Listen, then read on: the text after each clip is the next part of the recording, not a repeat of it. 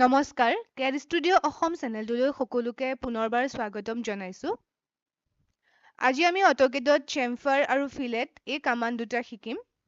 প্ৰথমতে আমি জানি লওঁ যে চেম্ফাৰ বা ফিলেট ক'ত ইউজ কৰা হয়। যেতিয়া আমি এটা চলিড বস্তু যিকেইটা দেখোঁ, মেকানিকেল ইঞ্জিনিয়াৰে হওক বা চিভিল ইঞ্জিনিয়াৰে হওক, আমি যিকোনো এটা বস্তু যেতিয়া শ্বাৰ্প কৰ্নাৰ থাকে, তেতিয়া কি হয়, সেই শ্বাৰ্প কৰ্নাৰটোত আমাৰ দুখ পোৱাৰ চান্স থাকে, ছেফটি নাথাকে। তো তেতিয়া কি হয়, আমি এটা কাৰ্ভ দি দিওঁ বা কেতিয়াবা আমি চেম্ফাৰ দি দিওঁ। তো বিশেষকৈ ফিলেট বা চেম্ফাৰটো ইউজ কৰা হয় ছেফটি পাৰপজৰ বাবে। ধৰক আপোনাৰ এখন ডাইনিং টেবুল ডিজাইন কৰিছে, ডাইনিং টেবুলখনৰ আমি দেখিছোঁ যে কৰ্নাৰকেইটা শ্বাৰ্প হ'লে দুখ পোৱাৰ চান্স থাকে। গতিকে তেতিয়া আমি কি কৰিম, অকণমান এনেকৈ তাত ৰেডিয়াছ দি দিম। ঠিক আছে, এইখিনি এনেকৈ গোল কৰি দিওঁ, আমি কাৰ্ভ কৰি দিওঁ। তো এইটোকে টেকনিকেল লেংগুৱেজত ফিলেট বুলি কোৱা হয়। আৰু কিছুমান বস্তুত বিশেষকৈ মেকানিকেলত আমি এনেকৈ চেম্ফাৰ দি দিওঁ, এনেকৈ এইখিনি কাটি দিওঁ, এই কৰ্নাৰটো কাটি দিওঁ, সেইটোক চেম্ফাৰ বুলি কোৱা হয়। যিহেতু আমি অট'কেডটো কি কৰোঁ, আমি অট'কেডত আমি ড্ৰয়িং কৰোঁ ন, 2D বস্তু এটাৰ 2D ড্ৰয়িং এটা কৰোঁ। গতিকে আমি আজি শিকিম যে এই চেম্ফাৰ বা ফিলেট যদি আমি আঁকিব লগা হয়, বস্তু এটা ডিজাইন কৰোঁতে দিব লগা হয়, কেনেকৈ দিম। আপোনালোকে মই এটা এটাকৈ দেখাই যাওঁ। ইয়াৰ ডাইমেনশ্যনটো কেনেকৈ লোৱা হয় প্ৰথমতে সেইটো শিকি ল'ব লাগিব। ফিলেটৰ ডাইমেনশ্যনটো ইমান দিগদাৰ নাই, ইয়াত এইটো ৰেডিয়াছ দিয়া থাকে, এটা কাৰ্ভ কৰ্নাৰ দিয়া থাকে আৰু বহুত সহজতে আঁকিব পাৰি অট'কেডত। কিন্তু চেম্ফাৰত ইয়াত যিটো কৰ্নাৰটো কটা হয়, ইয়াত দুটা ডাইমেনশ্যন থাকে। বাৰু প্ৰথমতে মই ফিলেটটো দেখুৱাই লৈছোঁ। এতিয়া চাওক, যেতিয়া এটা বস্তুৰ এটা শ্বাৰ্প কৰ্নাৰ থাকে, আমি ইয়াত এনেকৈ ৰেডিয়াছ দিব পাৰোঁ। ধৰক এই কৰ্নাৰটো এনেকৈ জোঙা হৈ আছিলে, তো ইয়াক আমি এটা ৰেডিয়াছ দি পেলাই এইখিনি এনেকৈ কাৰ্ভ এটা দিব পাৰোঁ। তো যেতিয়া আমি ড্ৰয়িং কৰিম, মই কৰোঁতেও দুটা বস্তু দেখাই দিছোঁ প্ৰথমতে, ন' ট্ৰিম বা ট্ৰিম বুলি আহে। যদি ন' ট্ৰিম কৰি পেলাই আপুনি ড্ৰয়িংটো বিচাৰে, তেতিয়া এই কৰ্নাৰটো থাকি যাব, আৰু ট্ৰিম কৰি পেলাই যদি ফিলেটটো বিচাৰে, তেতিয়া এই কৰ্নাৰটো গুচি যাব। আমি এতিয়া অট'কেডত ফিলেটটো আঁকি চাওঁ। এতিয়া আমি চাম এনেকৈ এই ফিলেটটো আমি ইয়াত কেনেকৈ দিম। ইয়াত আমি এই কৰ্নাৰটো, ধৰক এইটো এটা শ্বাৰ্প কৰ্নাৰ আছে, ইয়াত আমি কেনেকৈ ফিলেট দিম। আমি মডিফাই মেনু বাৰত এই ফিলেট অপশ্যনটো পাম, বা আপোনালোকে এই মডিফাই যিখন টুল বাৰ আছে, এই টুল বাৰৰ ইয়াতো আপোনালোকে ফিলেট আৰু চেম্ফাৰ অপশ্যনটো পাব। প্ৰথমতে আমি ইয়াত এইটো ফিলেট চিলেক্ট কৰিম, আৰু ফিলেটৰ শ্বৰ্ট কিটো হ'ল বা কীবৰ্ড কিটো হ'ল F এণ্টাৰ। গতিকে মই প্ৰথমতে ইয়াৰ পৰাই লৈছোঁ, ফিলেট অপশ্যনটো চিলেক্ট কৰিলোঁ। তাৰপিছত আমি ইয়াত প্ৰথমতে কামাণ্ড প্ৰম্পটত চাম কি সুধিছে। এতিয়া সুধিছে যে চিলেক্ট ফাৰ্ষ্ট অবজেক্ট অৰ এই অপশ্যনকেইটা সুধিছে। গতিকে প্ৰথমতে আমি কি কৰিম, প্ৰথমতে আমি অবজেক্টটো চিলেক্ট নকৰোঁ। প্ৰথমতে আমি ইয়াত যি আমাক লাগে সেইখিনি আমি প্ৰথমে এপ্লাই কৰি ল'ম। প্ৰথমতে আমাক লাগিব, আমি ৰেডিয়াছ দিম, এটা অবজেক্টটোৰ এটা ৰেডিয়াছ দিব লাগিব।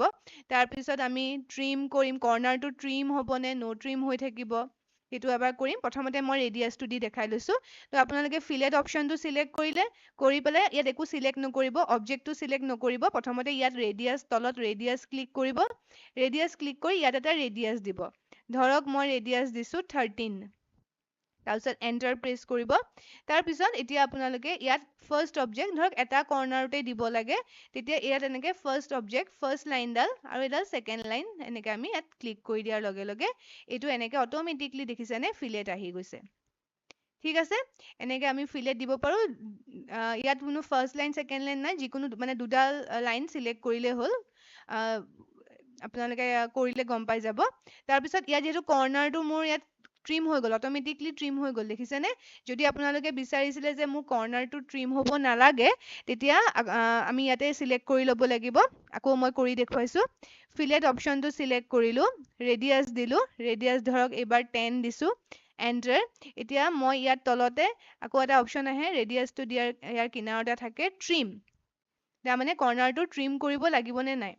গতিকে মই ট্ৰিম ক্লিক কৰিলোঁ। ট্ৰিম ক্লিক কৰাৰ লগে লগে ইয়াত অট'মেটিকলি হৈ থাকে, ট্ৰিমেই হৈ আছে, দেখিছেনে। এনেকৈ যিটো ব্ৰেকেটত থাকে সেইটো হৈ থাকে তাৰমানে। গতিকে ট্ৰিম হৈ আছে কাৰণে আমাৰ কৰ্নাৰটো ট্ৰিম হৈ গৈছে। যদি মোৰ ট্ৰিম কৰিব নালাগে কৰ্নাৰটো, তেতিয়া মই ইয়াত ন' ট্ৰিম ক্লিক কৰিম। ন' ট্ৰিম ক্লিক কৰিলোঁ। তাৰপিছত যেতিয়া মই এতিয়া চিলেক্ট ফাৰ্ষ্ট লাইন, ঠিক আছে প্ৰথমতে যিখিনি দি ল'ব হা তাৰপিছতহে অবজেক্টছ মানে লাইন কেইডাল চিলেক্ট কৰিব first line and second line দেখিছে তেতিয়া কি হৈছে আমাৰ কৰ্নাৰটো অট'মেটিকলি ট্ৰিম হৈ যোৱা নাই কেতিয়াবা আপোনালোকৰ ড্ৰয়িঙত এনেকৈ দৰকাৰ হ'ব পাৰে তেতিয়া আপোনালোকে নো ট্ৰিম অপশ্যনটো চিলেক্ট কৰিব বুজি পাইছে তাৰপিছত এতিয়া কি হৈছে চাওক মই এবাৰ এই লাইন এতিয়া ধৰক এই যিটো ৰেক্টেংগল আছিলে এই চাৰিটা কৰ্নাৰতে মোক ফিলেট লাগিছিলে কিন্তু মই বাৰে বাৰে ইয়াত ফিলেট এতিয়া মই এই দুডাল লাইন চিলেক্ট কৰাৰ লগে লগে মই এই কামাণ্ডটোৰ পৰা ওলাই গুচি গ'লো গতিকে মই এতিয়া কি কৰিম ধৰক মোৰ বহুত অবজেক্ট একেটা ৰেডিয়াছ সেম ৰেডিয়াছৰ মানে সেম ডাইমেনশ্যনৰ যদি একেটা ৰেডিয়াছ কেইবাটাও অবজেক্টত দিব লগা হয় কেইবাটাও কৰ্নাৰত দিব লগা হয় তেতিয়া মই ইয়াত এটা কাম কৰি ল'ব পাৰিম বাৰে বাৰে মোৰ ফিলেট অপশ্যনটো চিলেক্ট কৰি নাথাকো মই তেতিয়া মই কি কৰিম মই ফিলেট ল'লো তলত আমি গ'লো ধৰক মোৰ সেম ৰেডিয়াছ চাৰিটা কৰ্নাৰত লাগে তো মই ৰেডিয়াছত ক্লিক কৰিম ধৰক ৰেডিয়াছ দি দিলোঁ 10 এণ্টাৰ তাৰপিছত ইয়াত মই ট্ৰিম লাগে নে নো ট্ৰিম লাগে সেইটো মই নিজে চুজ কৰি ল'ম যিহেতু মোক ট্ৰিম লাগে ধৰক গতিকে মই ট্ৰিমত গৈ আকৌ ট্ৰিম ক্লিক কৰি দিলোঁ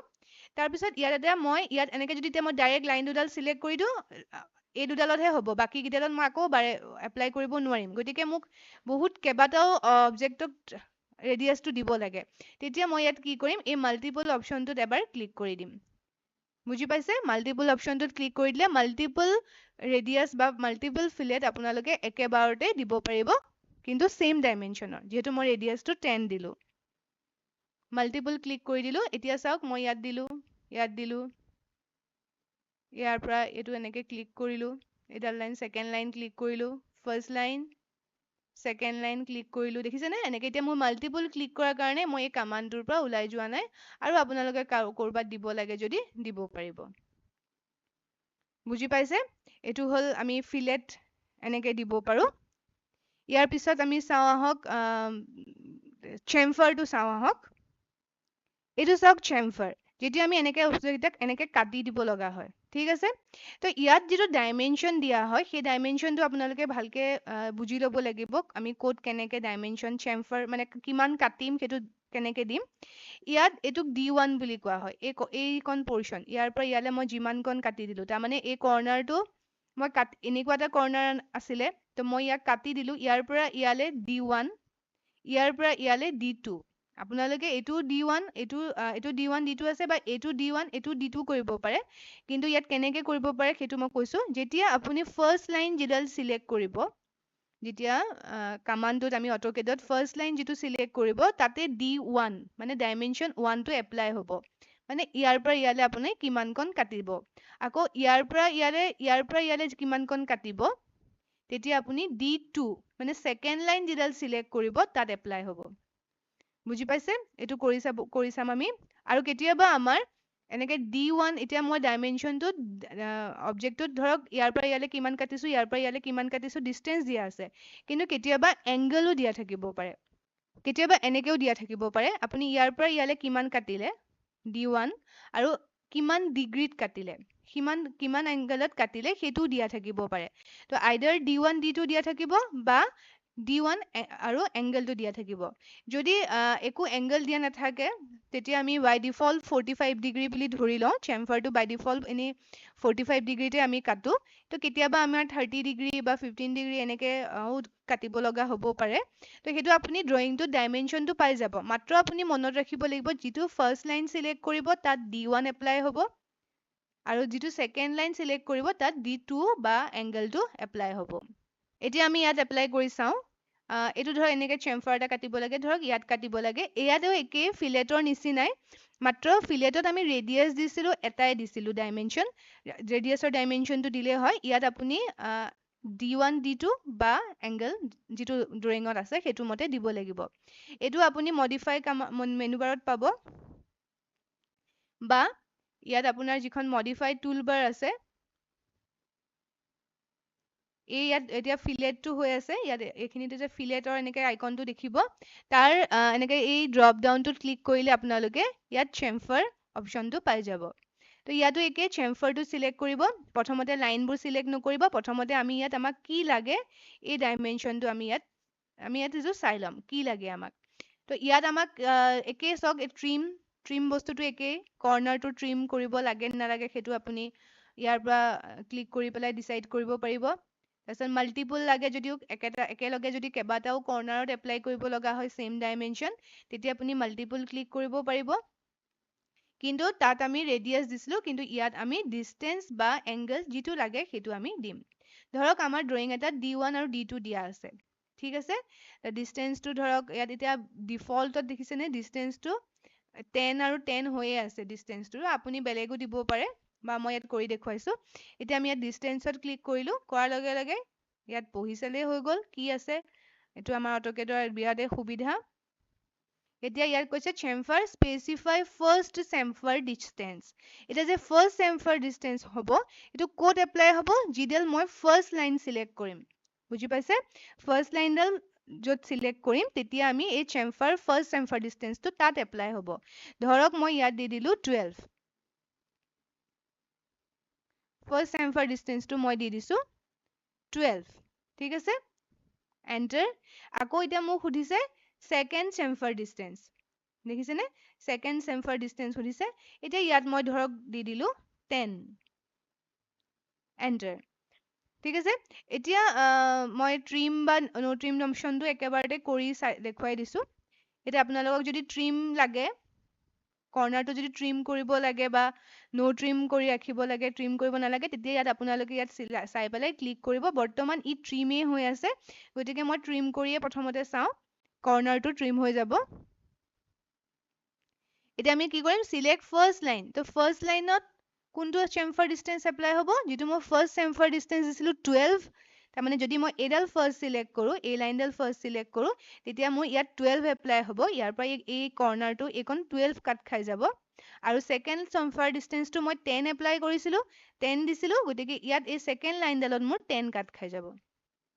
বুজি পাইছে ইয়াৰ পৰা ইয়ালে মই আপোনালোকক ইয়াতে ডাইমেনশ্যনটো লৈ পেলাই দেখুৱাই দিছোঁ এইকণ দেখিছে 12 কাট খাই গৈছে আৰু এইকণ মোৰ 10 কাট খাই গৈছে ঠিক আছে এই ডিষ্টেন্সটো সমানো হ'ব পাৰে সেইটো আপোনালোকৰ ড্ৰয়িংটোৰ ওপৰত ডিপেণ্ড কৰিব মই জাষ্ট বেলেগ বেলেগ কৰি দেখাই দিছোঁ যাতে মানে আপোনালোকে বুজি পায় যে মই কিমানকণ কোনখিনি কাট খাই গৈছে এবাৰ ভিডিঅ'টো ৰিপিট কৰি চাব তেতিয়া ভালকে বুজি পাব আকৌ যদি আমাৰ এংগল দিয়া থাকে তেতিয়া কি কৰিম সেইটো এবাৰ চাই লওঁ মই আনডু কৰি দিছোঁ আকৌ ইয়াতে চেম্ফাৰ আৰু চেম্ফাৰৰ শ্বৰ্ট কিটো হ'ল CHA এণ্টাৰ চেম্ফাৰ ললো এতিয়া মই ডিষ্টেন্স নিদি পেলাই এতিয়া মই কি কৰিম ধৰক ড্ৰয়িঙত মোৰ এংগল দিয়া আছে গতিকে মই এংগল চিলেক্ট কৰিম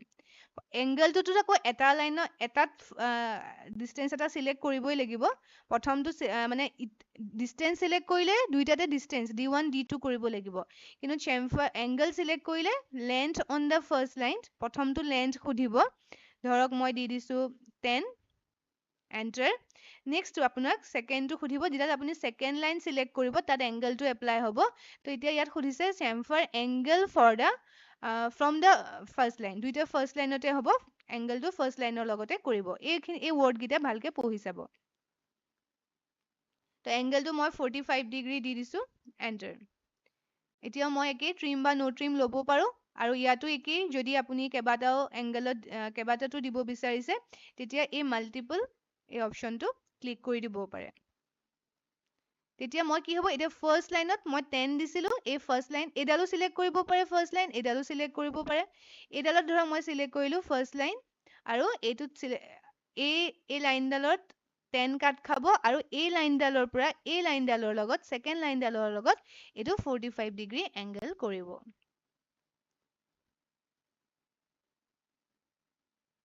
দেখিছে এইটো 45 ডিগ্ৰী এংগল কৰিছে আৰু ইয়াৰ পৰা ইয়ালে 10 কাট খাই গৈছে কৰি চালে আপোনালোকে গম পাব মই আকৌ এবাৰ কৰি দেখাইছোঁ চেম্ফাৰ বা ফিলেট দুইটা একেই মাত্ৰ আপোনালোকৰ ডাইমেনশ্যনটো বেলেগ বেলেগ হয় এতিয়া যদি মই ইয়াত ডিষ্টেন্স দি লাগে ডিষ্টেন্স দিলোঁ ধৰক 10 দি দিছোঁ আৰু ছেকেণ্ড চেম্ফাৰ ডিষ্টেন্সো 10 দি দিছোঁ আৰু যদি কেইবাটাও লাগে মাল্টিপল কৰি দিলোঁ এনেকে মাল্টিপল লোৱাৰ কাৰণে এতিয়া মই কামাণ্ডটোৰ পৰা যোৱা নাই আৰু যিহেতু মই দুইটাতে 10 আৰু 10 দিছো গতিকে মোৰ ফাৰ্ষ্ট লাইন ছেকেণ্ড লাইন যেনেকে মন যায় সিলেক্ট কৰিলে হৈ যাব কাৰণ সব দুইটাতে 10 এপ্লাই হ'ব আশা কৰো বুজি পাইছে আপোনালোকে কৰি চাব কৰি চালে ভালকে বুজি পাব আৰু মই লাহে লাহে ড্ৰয়িং লৈ আহিম কিয়নো মই অলপ কামানবোৰ দেখুৱাই লৈছো মানে কামানবোৰ দেখুৱাই ললে পিছত কি হয় ড্ৰয়িংবোৰ যেতিয়া কৰিম নহয় আমি তেতিয়া কি হ'ব আমি মানে কামানবোৰ জানিলেহে আমি ড্ৰয়িংটোত এপ্লাই কৰিব পাৰিম সহজ কৰি এপ্লাই কৰিব পাৰিম এতিয়া